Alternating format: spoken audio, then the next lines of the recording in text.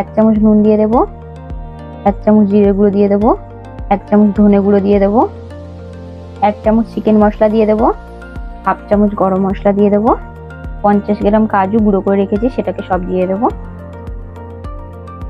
Cornflour 2 চামচ দিয়ে দেবো, বেকিং পাউডার 1 চামচ দিয়ে দেবো, শুকনো লঙ্কাকে ভেজে গুঁড়ো করে রেখেছি সেটাকে দিয়ে দেবো, টক দই ফেটে রেখেছি সেটাকে 4 চামচ দিয়ে দেবো,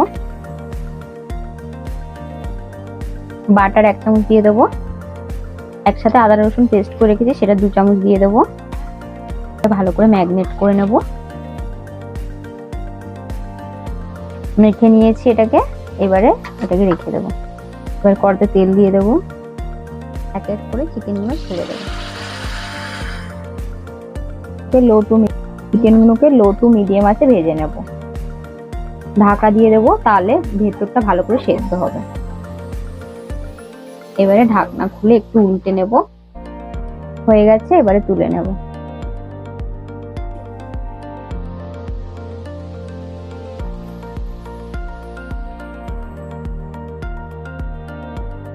তো বন্ধুরা, আমার চিকেন পকোড়া রেডি।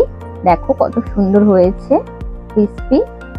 এটা বাড়িতে অবশ্যই ট্রাই করবেন একবার, খুবই ভালো লাগে, খুব তাড়াতাড়ি রেসিপিটা তৈরি হয়ে যায়। তো একবার ট্রাই করে দেখবেন, খুবই সুন্দর। তো বন্ধুরা, like, comment, share and subscribe করে দেবেন। তোমরা আমাকে এত সাপোর্ট করছো, তার জন্য তোমাদের অসংখ্য ধন্যবাদ। তো আমাকে এইভাবেই সাপোর্ট করো। Tata, bye bye.